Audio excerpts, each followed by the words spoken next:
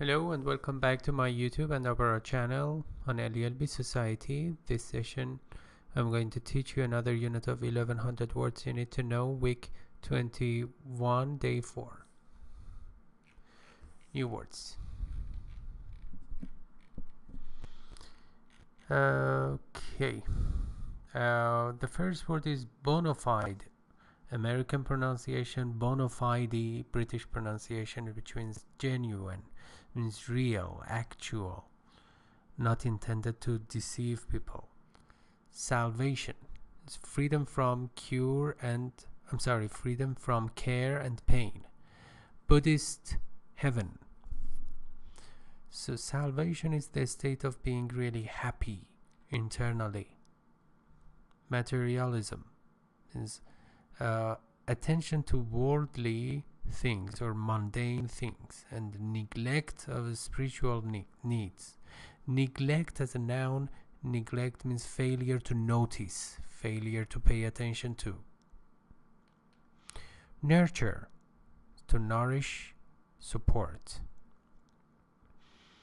Feed, if you want to focus on something more physical. And nirvana means deliverance from ruin. Nirvana and salvation are really close to each other in meaning. Okay, now let's see how they have been used in the context. Alright, the title is Love Over Hatred, Goodness Over Evil. Okay, Buddha or Siddhartha outlined the three paths that men might travel. Outline means to summarize, to give some brief information, not detailed information. The three paths that men might travel. Worldly pleasure. We have a term which is called Epicureanism. This is a school of thought, and those who are Epicurean, they just seek worldly pleasure, mundane pleasure. Self-torment, ascetic, like the life of an ascetic person, suffering, causing a lot of suffering for themselves. And the middle path. So these are two extremes. I mean, this one and this one are two extremes, and there is something in the middle, and that is middle path, or moderation is the key. Only through the middle path could man achieve bona fide peace and salvation. Look at the structure here. After only, if only is used at the very beginning, at the outset of the sentence, the structure gets inverted. That is, could man, not man could. It's like a question, but it's not a question, it's a statement, just because of only. So it wants to place some emphasis. There are some other words or phrases such as neither, nor, barely, seldom, hardly, if they appear at the outset of the sentence. Could man achieve bona fide or real and genuine peace and salvation? One had to repudiate materialism. Repudiate means reject, deny. Keep his self-control, to have control over their mind. Restrict speech means mind your language. In English we say mind your language. Be open-minded, broad-minded, never lie or steal. Reject selfish drives. Drive or repudiate. Drive here means urge, means some urges or motives, and so don't practice selfishness. Nurture goodness means nourish decency, the state of being decent, D-E-C-N-T, and the practice being good, and so on and so forth. Buddha continued to preach until the age of 80. Preach means to give oration, particularly in a religious context. Spreading the philosophy, promulgating or circulating the philosophy that man has the power to shape his own destiny. It means that you are in charge, according to Buddha.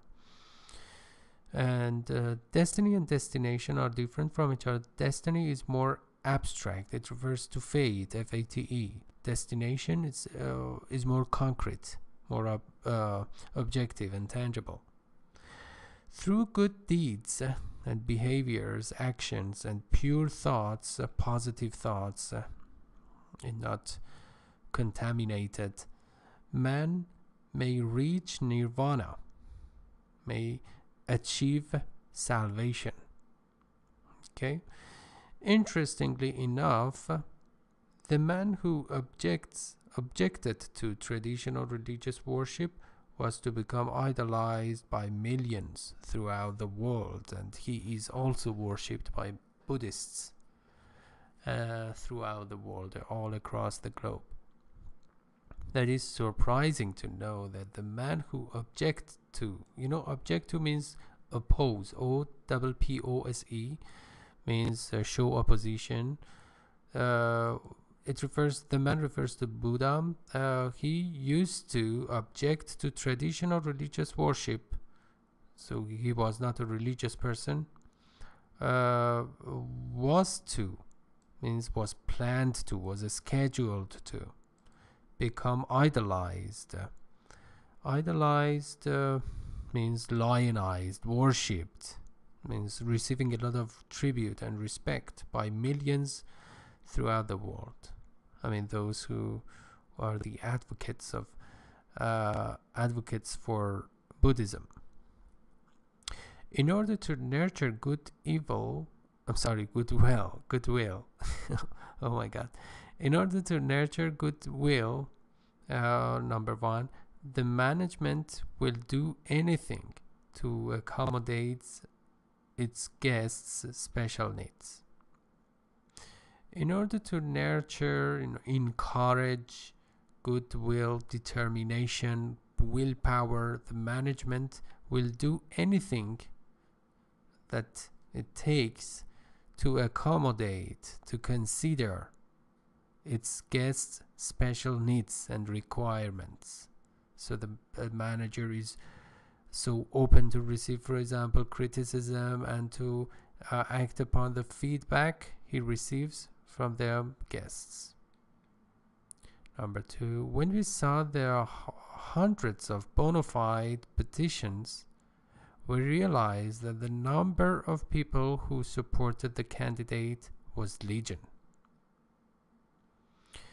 When we saw the hundreds of, so a great number of bona fide petition is a kind of document that gets some signatures from some people who request something.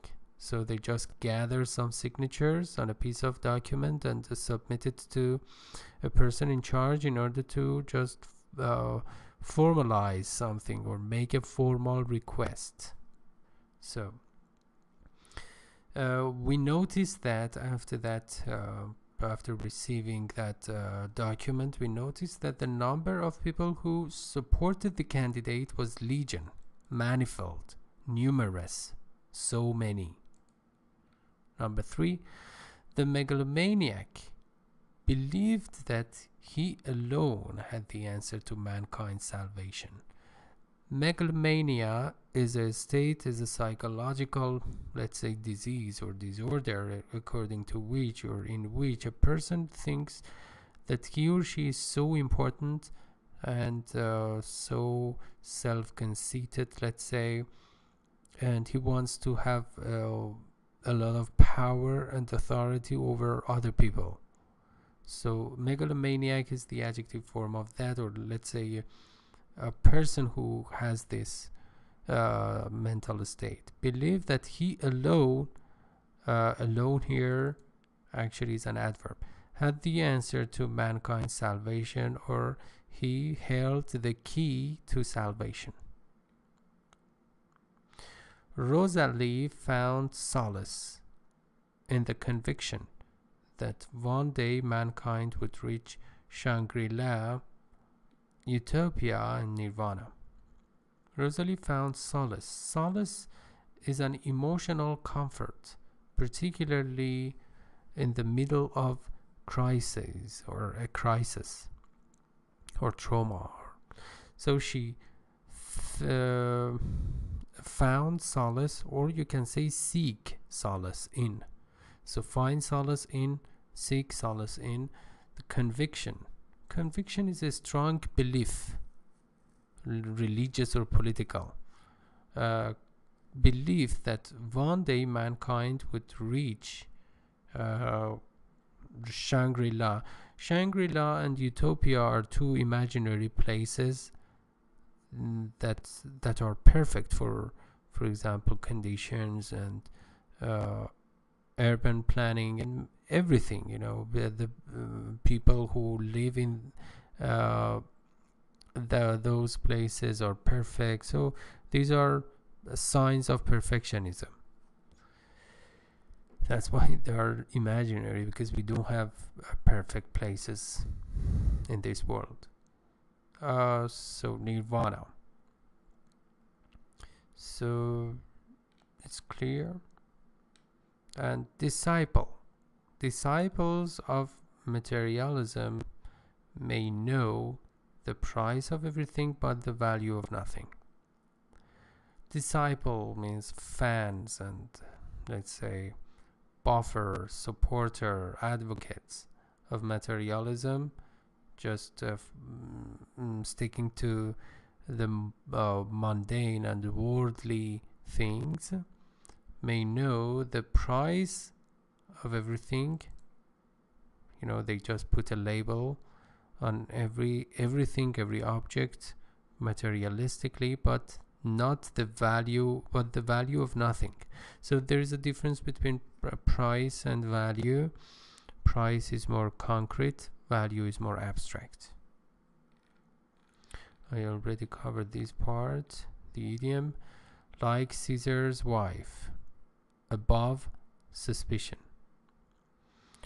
So Caesar's, one of the great kings, not great but actually so powerful, wife was above suspicion. Nobody could just cast doubt on her.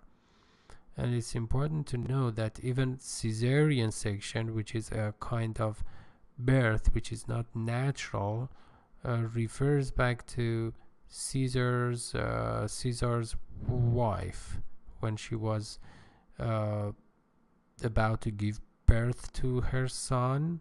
Actually, she had to go through Caesarean, and I think it was the first time that this operation officially just took place.